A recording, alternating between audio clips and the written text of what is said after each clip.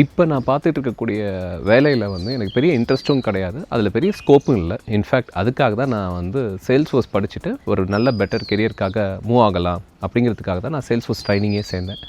But training சேர்ந்ததுலேருந்து என்னால் என்ன பண்ண முடியும்னா கன்சிஸ்டண்ட்டாக படிக்க முடியல. என்னுடைய ஒர்க் என்ன பண்ண மாட்டேங்குது அப்படின்னா ஒரு கன்சிஸ்டன்ட் லேர்னிங்க்குள்ளே அலோவ் பண்ண மாட்டேங்குது. சம்டைம்ஸ் 2 days 3 days ஏன் 1 week 2 week கூட நான் படிக்காமல் இருந்த டேஸ்லாம் இருக்குது. ஸோ நான் என்ன நினச்சிட்ருக்கேன்னா வேலையை விட்டுட்டு ஃபுல் டைமாக சேல்ஸ்ஃபோர்ஸ் படிக்கலாமான்னு ஒரு தாட் எனக்கு இருக்குது. எனக்கு கைட் பண்ணுங்கள். இந்த கேள்வி ரொம்ப காமனாக நிறைய பேர்கிட்டேருந்து வந்தது. அதுக்கான வீடியோ தான் இது. சரி, வேலையை விடுறது அப்படிங்கிறது ஃபர்ஸ்ட் முழுக்க உங்களுடைய ஃபினான்ஷியல் கண்டிஷன்ஸை பொறுத்து மட்டும்தான் இருக்குது. இப்போ நீங்கள் ஒரு வேலை பார்த்துட்ருக்கீங்க, அதுலேருந்து ஒரு சம்பளம் வந்துக்கிட்டு இருக்கு. அதை மட்டும்தான் நீங்கள் டிபெண்ட் பண்ணியிருக்கீங்க. உங்கள் family first circle of family depend பண்ணி இருக்காங்க. அப்படிங்கும்போது obviously it is not at all a good choice to quit that job then learning Salesforce.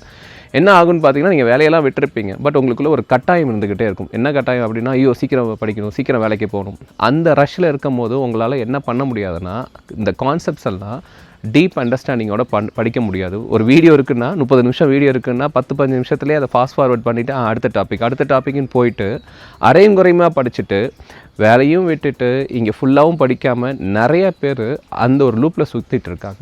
அந்த மாதிரி நீங்கள் போய் மாட்டிக்காதீங்க. உங்களுடைய சம்பளத்தை நம்பி தான் உங்களுடைய டே டு டே எக்ஸ்பென்ஸும் இருக்குது. உங்களுடைய பேரண்ட்ஸோ இல்லை உங்களுடைய ஸ்பௌஸோ இல்லை ஃபஸ்ட்டு சர்க்கிளோட எக்ஸ்பென்ஸோ இருக்குதுன்னு நினச்சிங்கன்னா டெஃபினெட்லி வேலையை விடுறது ஒரு சான்ஸே கிடையாது, அது ஒரு சாய்ஸே கிடையாது. You have to find a different way.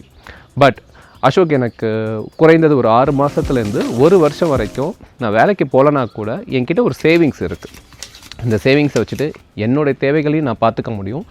என்ன டிபெண்ட் பண்ணி இருக்கிறவங்களுக்கும் அந்த சேவிங்ஸ் மூலமா என்ன பண்ணிட முடியும்னா அந்த தேவைகளை பார்த்துட்டு எனக்கு ஒரு 1 இயருக்கான ஒரு டைம் இருக்குது.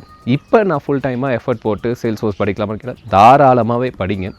ஸோ தட் நாளை பின்ன உங்களுக்கு என்ன இருக்கவே இருக்காதுன்னா ஒரு ரெக்ரெட் இருக்காது. ஆஹா, நம்மளுக்கு அப்போ ஒரு வாய்ப்பு இருந்துச்சு, வேலையை விட்டுட்டு ஃபுல் டைமாக படிச்சிருந்தா இந்நேரம் நான் வந்து அவங்கள மாதிரி ஒரு சேல்ஸ்ஃபோர்ஸ் டெவலப்பர் ஆயிருப்போமே அப்படிங்கக்கூடிய ரெக்ரெட் உங்களுக்கு கண்டிப்பாக இருக்காது.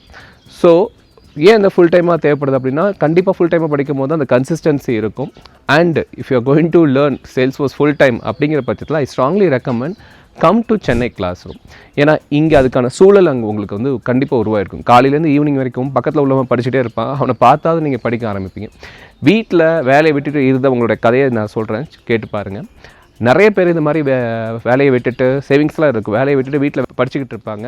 அப்போ தான் அம்மா இல்லை ஒய்ஃபை இந்த காய்கறியை வாங்கிட்டு வாங்க, இந்த கடைக்கு போயிட்டு வாங்க, வீட்டில் தானப்பா இருக்க, கொஞ்சம் இந்த வேலையை பாருப்பா, என்னை வந்து பஸ் ஸ்டாண்டில் விட்டுட்டு வாப்பா அப்படின்னு சொல்லிட்டு ஏதாவது சின்ன எக்ஸ்பெக்டேஷன் நம்ம மேலே இருந்துக்கிட்டே இருக்கும். அவங்களுக்கும் தெரியும் நம்ம படிக்கிறோன்னு, பட் அவங்களால நம்மக்கிட்ட வந்து இந்த உதவியை கேட்காம இருக்க முடியவே முடியாது. ஸோ அதனால் இந்த வேலையை விட்டுட்டு படிக்க போகிற அப்படிங்கக்கூடிய உங்களுக்கு நான் கொடுக்கக்கூடிய சஜஷன், ஃபஸ்ட்டு உங்களுடைய ஃபினான்ஷியல் கண்டிஷனை செக் பண்ணுங்கள். அது உங்களுக்கு சப்போர்ட் பண்ணால் மட்டும் வேலையை விடுங்க, இல்லைனா விடவே விடாதீங்க. ஏன்னா அது உங்களை வந்து என்ன பண்ணிவிடும், ஒரு ரஷ்ஷுக்குள்ளே கொண்டு போய்டும், உங்களால் டீப் அண்டர்ஸ்டாண்டிங் பண்ண முடியாது. ரெண்டாவது, அப்படி வேலையை விட்டுட்டு ஃபுல் டைமாக படிக்க போகிறீங்க, நல்ல சேவிங்ஸ்லாம் இருக்குங்கிற பட்சத்தில் கண்டிப்பாக என்ன பண்ணுங்கள், வீட்டில் இருக்கவே இருக்காதீங்க, கிளம்பி சென்னைக்கு வாங்க. அஃப்கோர்ஸ் இங்கே ஒரு எக்ஸ்பென்ஸ் இருக்கும். சென்னைக்கு வரீங்க அப்படிங்கும்போது குறைந்தது உங்களுக்கு ஒரு ஒரு மாதத்துக்கு 10,000 ஒரு எக்ஸ்பென்ஸ் இருக்கும். But I will say it is a good investment. அந்த 6 மாதம் 8 மாதம் இங்கே உட்காந்து படிக்கும் போது ஃபோக்கஸ்டான லேர்னிங் கிடைக்கும். மற்றவங்களோட சேர்ந்து படிப்பீங்க, ப்ராஜெக்ட் பண்ணுவீங்க. உங்களுக்கு அது நல்ல ஒரு இம்ப்ரூவ்மெண்ட்டை வந்து உங்களுக்குள்ளே கொடுக்கும்.